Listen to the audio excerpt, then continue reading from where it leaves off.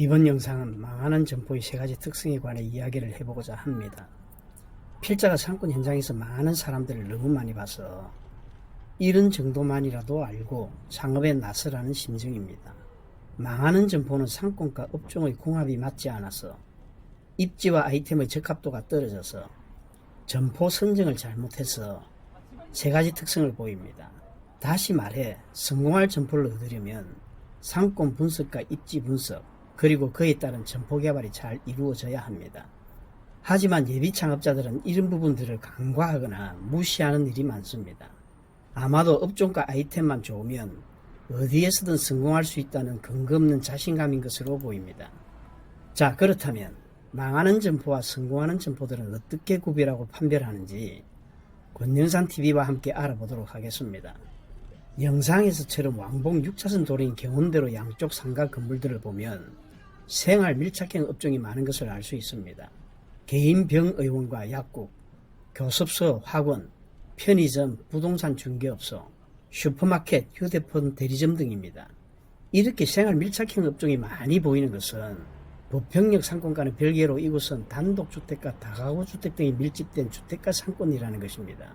따라서 이런 곳은 예비 창업자들이 매우 신중하게 접근해야 할 상권입니다. 이곳 대로변에는 고객들이 찾아오는 목적형 업종, 즉 개인 병의원, 약국, 편의점, 슈퍼마켓, 교습소, 학원, 페인트 대리점, 동물병원, 반려동물 용품점 등과 배달형 업종이 치킨, 피자, 족발, 중식 등은 괜찮습니다. 반면 올리브영 같은 H&B, 헬스앤뷰티점과 투썸플레이스 같은 유명 프랜차이즈 커피숍 등 유동형 업종이 들어갈 상권은 아니라고 생각합니다. 그래서 이곳 대로변에는 들어갈 업종이 제한적이라 빈 점포들이 늘어나고 있습니다. 저희 오랜 경험에 의하면 이곳 대로변에는 목적형 업종이나 배달형 업종이 들어가는 것이 생존력이 클 것으로 보입니다. 다만 그에 맞는 업종이라고 하여도 입지 조건에 따라 차이가 있어서 아주 세밀한 접근이 필요합니다. 이곳 대로변의 임대료는 보통 10평 점포가 보증금 3천만원에 월세 180만원 정도라고 보면 될 것 같습니다. 따라서 지금과 같은 경기 상황에서는 임대료를 조절해 나갈 필요가 있어 보입니다.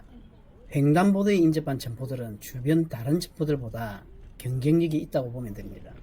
굴다리 오거리 횡단보도상에 자리한 인천 최대 규모의 음식점 바베큐 광장은 그 자체만으로도 고객들을 끌어모을 힘이 있어 인근의 상가 건물들은 시너지 효과를 얻기 힘들 것입니다. 그래서 그런지 바베큐 광장 주변에는 마땅한 매장들이 보이지를 않습니다.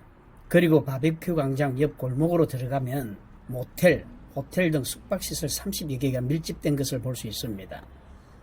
모텔과 호텔이 밀집되어 있으면 아무래도 지나다니는 사람이 적기 때문에 상권이 번성하기 쉽지 않다는 것입니다. 특히 이곳 숙박시설 지역은 다른 상권에 비해 그 범위가 넓어 마땅히 들어갈 업종도 없어 보입니다. 이렇게 숙박시설이 많이 몰려있는 지역의 주변 점포들은 일부 업종들을 제외하고는 적지 않은 영향을 받는 것도 사실입니다. 현지 부동산 중개업소의 말을 빌리면 이곳 숙박시설이 몰려있는 지역에는 알게 모르게 매장을 팔려고 하는 점포들이 적지 않다는 것입니다. 물론 이곳 지역의 특수한 환경 때문에 그럴 수도 있고 경영을 잘못해서 그럴 수도 있습니다. 하지만 그 이유에 대해서는 자세하게 알아볼 필요가 있습니다. 매장을 팔려고 내어놓은 점포들과 기존의 빈 점포들은 임대료가 상대적으로 비싼 것일 수도 있고 상권과 업종의 궁합이 맞지 않을 수도 있으며 고객들에게 내수할 만한 상품이 없을 수도 있고 고객에게 제품의 특성을 잘 전달하지 못했거나 고객이 필요로 하는 것과 원하는 것을 제대로 잘 파악하지 못해 맞춤형 서비스를 제공하지 못한 것일 수도 있습니다. 또한 경쟁업체와 비교했을 때 차별화된 제품과 서비스 그리고 가격 등을 제공하지 못했다든지 손익계산과 원가 계산을 하지 못해 상품의 가격을 잘못 설정해서 팔아도 남는 것이 없다든지 이익이 거의 없거나 손실이 발생했을 시 비용 절감과 원가 절감을 할 방법을 찾아내지 못했다든지 조직 내부의 역할과 책임을 분명히 하지 않고 효율적인 의사소통과 협업이 되지 않아 조직의 생산성과 효율성을 떨어뜨린 이유도 있을 것입니다. 따라서 창업을 하고자 하는 분들은 점포의 입지 선정과 고객 유치 방법, 상품과 가격 경쟁력, 손익관리, 조직관리에 특별한 관심을 가지고 만반의 준비를 해야 할 것입니다. 보시다시피 테마의 거리는 유흥주점과 일반 음식점들이 몰려있어 오후 3시부터 새벽 2시까지 영업하는 곳이 많습니다. 이곳 상권은 특성상 유입되는 고객층이 20, 30대로 중저가의 업종들이 줄을 이루고 있습니다. 또한 이곳은 삼겹살, 양꼬치, 닭발, 숯불갈비 등 고기구이 전문점과 포차 등 주점이 많고 노래 연습장이 아주 많은 것을 볼 수 있습니다. 반면 한우구이, 한정식, 일식 등 고급 음식점들은 찾아보기 힘든 곳이기도 합니다. 그래서 상권을 조사할 때 업종 구성만 봐도 해당 상권이 어떤 특성을 가진 상권인지 판단할 수 있습니다. 부평역 테마의 거리 상권은 야간 유흥 상권이라는 것을 알 수 있는데 이런 곳에는 점심타임을 위주로 장사하는 음식점들은 어울리지 않는다고 보면 됩니다. 따라서 이곳은 술을 취급하지 않는 업종들은 출점을 피하는 것이 좋은데, 즉 점심 장사에 주력하는 김밥, 국수, 떡볶이 등 분식점과 곰탕, 설렁탕 등 밥집 개념의 음식점과 헤어샵, 피트니스 헬스장 등은 상권과 어울리지 않는다고 말씀을 드립니다. 다만 술과 식사를 동시에 해결할 수 있는 감자탕, 해장국 같은 업종은 괜찮을 것으로 생각합니다. 한때 전국 10대 상권에 꼽힐 만큼 번성했던 곳입니다. 하지만 지금은 그 당시에 비해 크게 쇠퇴한 모습을 보입니다. 그 이유는 인천시 상권의 흐름을 알면 쉽게 이해가 됩니다. 1970년대와 80년대의 동인천역 상권, 1990년대와 2000년대 초반까지의 조안역 상권, 1990년대 중반부터 2010년대 후반까지 영광을 누리던 구월동 상권과 부평역 상권, 그 이후에는 청라 국제도시와 송도 국제도시 상권이 이어받고 있습니다만 이곳은 그렇게 활성화되지 않은 모습을 보입니다. 이렇게 상권의 전체 흐름을 보면 부평역 상권은 동인천역 상권과 조안역 상권에 이어 이미 쇠퇴기에 접어들었다는 것을 알 수 있습니다. 이에 부평역 상권을 활성화하기 위해 부평구는 2022년부터 2026년까지 5년간 부평 상권 르네상스 사업이라는 대규모 상권 부흥 사업을 추진 중입니다. 하지만 필자의 오랜 상권 현장 경험에 의하면 한 번 쇠퇴기에 빠진 상권은 회복이 굉장히 어렵다는 것입니다. 그 이유는 상권의 쇠퇴로 고객의 발걸이 다른 곳으로 옮겼기 때문입니다. 그중 가장 큰 원인은 새로운 지하철역의 개통을 들 수 있습니다.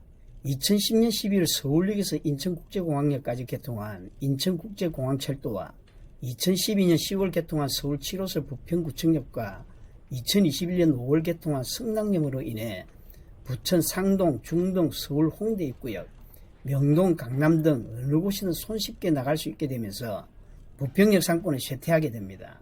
그리고 상권이 쇠퇴하는 이유는 서울 수도권에 새로 생긴 복합 문화 쇼핑몰 스타필드, 더 현대 등과 송도 국제도시 트리플 스트리트와 현대 아울렛 등의 등장입니다. 이뿐만 아니라 2020년 초반부터 시작된 코로나19의 영향이 상권 쇠퇴의 식객탄이 되었습니다. 문제는 최근 개장한 영종도의 복합 쇼핑몰 리조트 인스파이어 등의 등장입니다. 이에 부평역 상권 활성화는 쉽지 않아 보입니다. 이렇게 같은 상권 비슷한 입지라도 업종과 아이템에 따라 장사가 잘 되고 안 되는 상황이 벌어집니다. 대로변이라도 사람들이 지나가는 점포가 있고 머무는 점포가 있습니다. 특히 횡단보도 근처의 점포들은 그러한 면에서 아주 좋은 입지 조건을 가졌다고 보는데 이는 반대편 상권과 이어주기 때문에 사람들의 유입이 많기 때문입니다. 그래서 대로변의 횡단보도 근처 점포들의 임대료와 권리금이 가장 높습니다. 가장 높습니다. 이렇게 대로변과 골목은 상권 특성이 다르기에 구성하고 있는 업종도 다릅니다.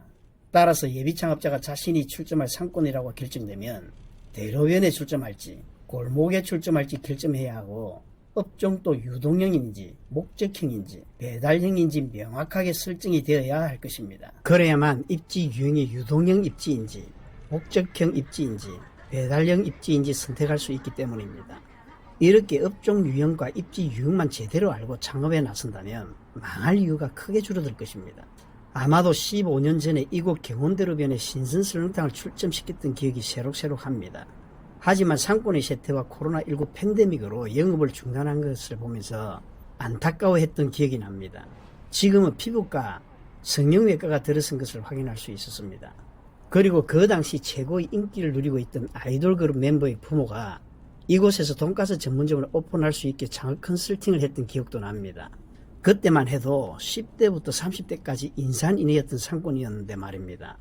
자, 다시 이곳 부평의 상권이 메인거리라고 할 수 있는 부평역에서 시장 회전 교차로 쪽으로 가는 시장로는 오른쪽 테마의 거리와 왼쪽 문화의 거리가 자리하고 있습니다. 이렇게 두 상권을 관통하는 왕복 4차선 도로로 유입 인구와 유동 인구가 많은 곳입니다. 그래서 그런지 이곳 시장로를 따라 유명 프랜차이즈 매장들이 많이 있는 것을 볼 수 있습니다. 평소에 필자가 입이 마르도록 강조하는 것이 주택가 상권에 초점하는 경우 프랜차이즈 매장들이 몰려 있는 곳을 눈여겨보라고 하는 것입니다. 이는 그만큼 상권이 검증되었다고 보기 때문입니다. 그렇다면 시장로변에는 어떤 업종들이 입점해 있는지 살펴보겠습니다. 파리바게트, KT대리점, 싸다김밥, 양평해장국, 렌저샵, 라면 전문점, 투슨플레이스, 할리스커피, 베스킨라빈슨, 커피빈, 교촌치킨 등 프랜차이즈 브랜드들이 눈에 많이 띕니다. 시장로변이 리모델링 건물은 한동안 빈 점포로 있었는데 지금 또 공실인 것을 확인할 수 있습니다. 이곳도 세월이 흐르면서 점포 손바뀜이 많았던 것 같습니다. 확실히 12년 년 전보다 프랜차이즈 브랜드들이 많이 사라진 것을 알 수 있는데 이제는 문화의 거리는 어떤지 살펴보겠습니다. 이곳도 세월이 흐르면서 점포 손바뀜이 많았던 것 같습니다. 확실히 10여 년 전보다 프랜차이즈 브랜드들이 많이 사라진 것을 알 수 있습니다. 이곳은 로데오 거리라고 할 만큼 의류점들이 많이 몰려 있습니다. 휠라, 나이키, 건강 등 유명 브랜드와 샌드위치 전문점 서브웨이, 햄버거 전문점 맥도날드 등이 또 보입니다. 이곳 문화의 거리는 프랜차이즈 브랜드의 각축창이라 불릴 만큼 번화했던 곳입니다. 이제는 그 명성을 따라가지 못해 안타깝습니다. 부평대로에는 대형 약국, 은행, 안경점 등 주로 서비스업과 소매업이 입점해 있고 골목 안에는 스포츠용품점, 신발 전문점, 아웃도어점, 대형 오락실 등이 몰려 있습니다. 여기서 알고 가면 좋은 팁 하나를 말씀드리겠습니다. 전국의 어떤 상권에 가더라도 노점상이 어디에 있는지 살펴보기 바랍니다. 노점상들이 많다는 것은 그만큼 사람들이 많이 지나다니는 주 동선이라는 것입니다. 그래서 필자가 예비 창업자들에게 항상 조언하는 것이 주 동선이 어디인지 파악하고 그 주 동선 뒤쪽 골목에 출점하라고 하는 것입니다. 이곳은 부평역 상권에서 가장 많이 붐비는 지역으로 유명 맛집과 소문난 업종들이 이곳에 몰려 있습니다. 등촌샤브 칼국수, 육삼냉면, 이탈리안 레스토랑 로니로티, 홍대개미, 경영카츠, 은하수식당, 육안의 닭갈비, 은행골 등이 있습니다. 아쉬운 것은 가성비 좋은 무공돈가스는 3년을 견디지 못하고 문을 닫았습니다. 이렇게 테마의 거리에 비해 주점이나 유흥업소가 적고 술을 팔지 않는 음식점들이 많습니다. 그리고 외국 음식점들이 여러 곳 있고 유명 프랜차이즈 커피숍, 헤어샵 등과 오락실, 방탈출 카페, 롤러장, 보드게임 등 그나마 놀거리들이 있어 10대부터 40대까지 연령층이 넓게 유입되는 상권입니다. 오늘 영상은 부평역 상권의 대로변 상권과 골목 상권에 관해 이야기했습니다. 대로변이라도 그 상권의 특성이 다르기에 업종 구성도 다르고 임대료와 권리금 수준도 다릅니다. 그리고 골목 상권이라도 먹자 골목이냐, 로데오 거리냐, 카페 거리냐에 따라 다 다르다는 것입니다. 따라서 자신이 하고자 하는 업종과 아이템이 무엇인지 정확히 알고 그에 맞는 상권과 입지 그리고 점포를 찾아야 할 것입니다. 자, 다시 한번 정리합니다. 망하는 점포의 세 가지 특성은 상권 업종의 궁합, 입지와 아이템의 적합성, 그에 맞는 점포 개발이라는 것을 꼭 기억하시고 망하는 점포의 5가지 요인, 즉 입지 선정, 고객을 유치할 능력, 제품과 상품력, 가격 경쟁력, 손익 계산과 원가 계산을 통한 가격 전략, 원활한 의사소통과 협업 등 조직 관리를 알고 창업에 나서기를 신신당부를 드립니다. 이번 영상은 여기까지 하고 다음 영상에서 또 뵙겠습니다.